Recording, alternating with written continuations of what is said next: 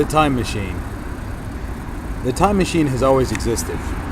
The time machine will always exist. Even in the dreams of men who lived before machines, there was the wonder of what could have been. The hidden doorway to time travel existed behind every advance of our collective efforts at technology, until the inevitable happened, as the inevitable always will. The time machine has always existed. The time machine will always exist. Its discovery was accidental. They were trying to perfect the theory of teleportation.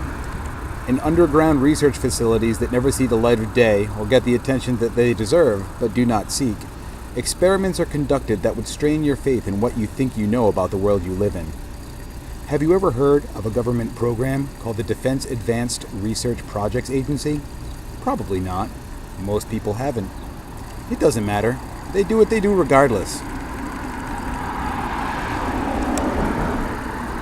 The Defense Advanced Research Projects Agency, or DARPA, as the tinfoil hat-wearing conspiracy theorists that know and love it call it in their secret chat rooms, is an actual government agency. It has a budget, and if you can manage to get through the 282-page itemized budget report, you can see what their annual budget is, because you can believe everything you find on the internet. If you know anything about the world, you know that sometimes false stories are published to make the true stories look false, and only those that are truly in the know the difference.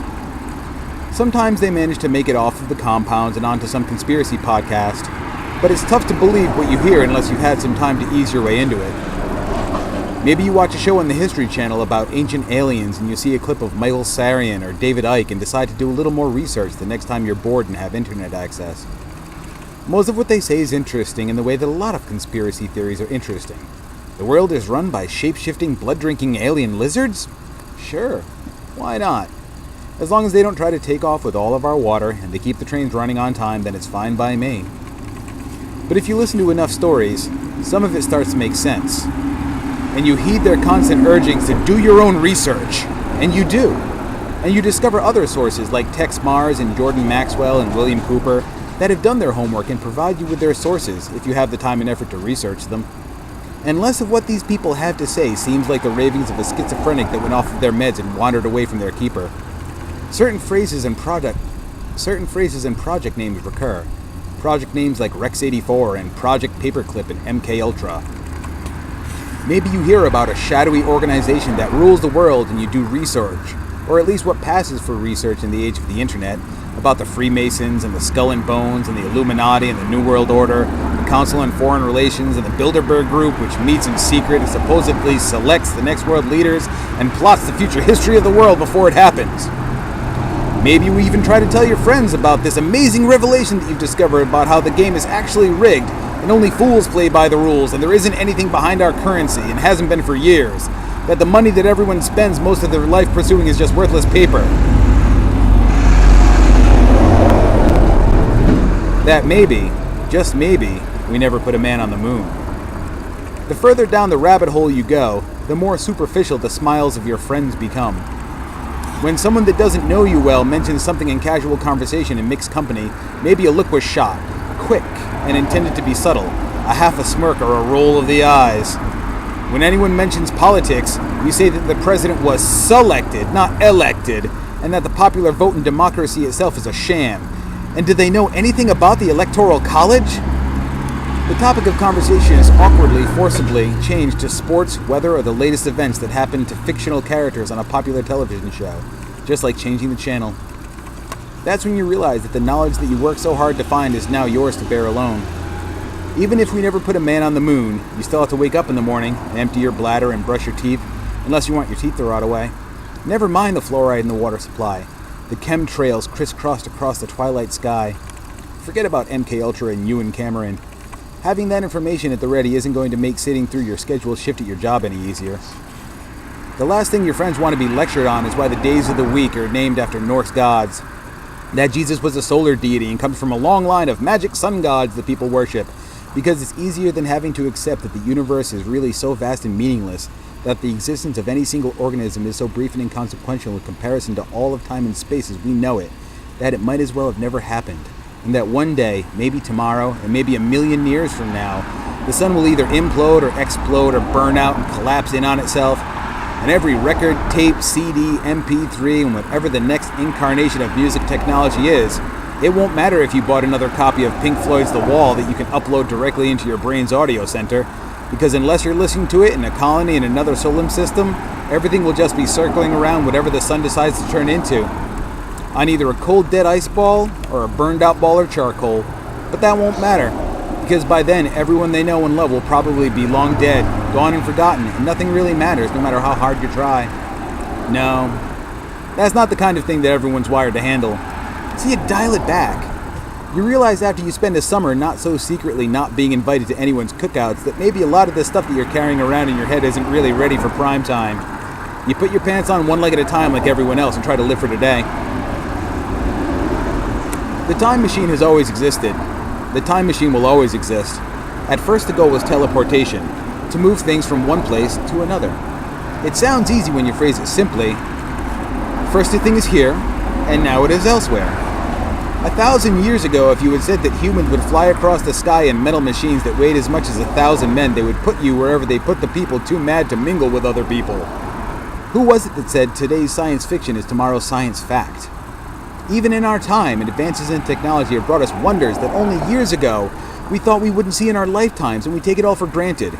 In your pocket, you have an affordable device that contains the computational power that would have required entire buildings of machines to produce, and you use it to send each other pictures of your genitals. Sometimes the use of the machine is determined by the user. At first, the goal was teleportation, to move things from one place to another. It sounds easy when you phrase it simply. First the thing is here, and now it is elsewhere. If a thing can be moved from one place to another, then how far can anything be moved to? The first things were small.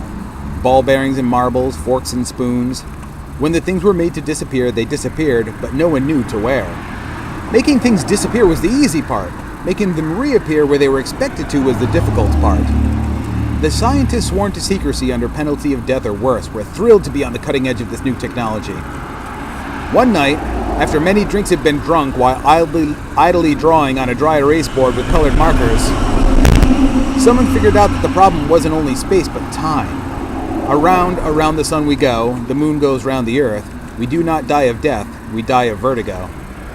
If you make a thing disappear with the intention of making it reappear in the same location, the problem is not that the object will not reappear in the same place, but that the place is no longer where it was for the object to return to. The planet turns on its axis as it orbits around the sun, and the entire solar system is spinning on a plane with the rest of the new universe. The problem was determined to be one of not only space, but of time. Experiments began with increments of time so brief that they would hardly seem like time at all to anyone or thing, but the instruments keeping track, and the items reappeared as predicted, but a little less predictably as the amount of time an item was allowed to be disappeared was lengthened. Things began to get weird, and adjustments were made. Objects were successfully transported first across a tabletop, then from one room to another, and the experiments were repeated and repeated again just to be sure that what was thought to be happening was actually what was happening. One day a scientist decided to try to transport their watch from one room to the next, just for a laugh, just to lighten the mood. The scientist even tried to think up a punchline for when the timepiece reappeared in the next room, something along the line of, "Time flies!" When the watch reappeared, the time had to be reset. That's when things got interesting. No one had really stopped to wonder where things went when they went from here to there, or where they were when they disappeared. Least of all did anyone wonder when they went. Supposedly that's all we ever learned about the possibility of teleportation, and that the project was abandoned as being too dangerous and unpredictable for any practical use. There are many scientists that know more than they would ever say about the project that few would even believe were they to risk their life to tell anyone the things they know. But there is something that I know. You can't expect any good scientist to open up Pandora's box only to peek under the lid and then shut it and forget what they saw inside. Although the funding for the project was discontinued and the scientists were reassigned to other projects, maybe some of the scientists were not reassigned. Maybe in exchange for their rights to be a private citizen, some scientists traded their identities to be able to delve further into this new mystery until they had mastered it. Maybe some of the agents sworn to secrecy were assigned to infiltrate the message boards of sci-fi fandom and put forth the question of what consequences there would be for humankind if a time machine were to actually exist. Maybe the government, through covert funding sources, financed the existence of some of the science fiction magazines, and awards were awarded for the best conjectural fiction of what might happen if time travel were a reality. There's a theory in conspiracy circles that the technology that the public at large is allowed to be aware of is 10 years behind what science is actually capable of. What if I told you it was 20 years? What if I told you that I knew when and why the pyramids were built, and why the Library of Alexandria was burned, and that some of the prophecies of Nostradamus were true? What if I told you that I knew who killed Kennedy and why, and I knew someone that heard Marilyn Monroe's last words as he slipped from her beautiful lips?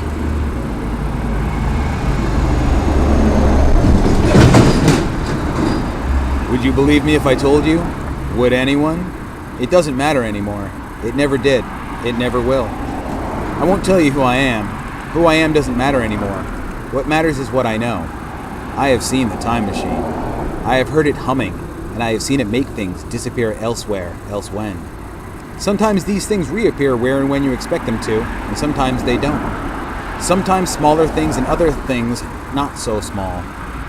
I can't be sure that I can tell you for certain who or when, but we have a way of knowing our own. You'd never make the trip unless you thought it through.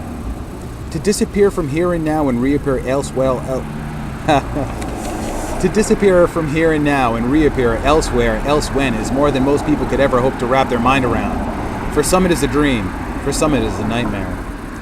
The time machine has always existed. The time machine will always exist. I know where it is. I can take you there if you want to go. But you have to ask yourself, are you sure you want to go?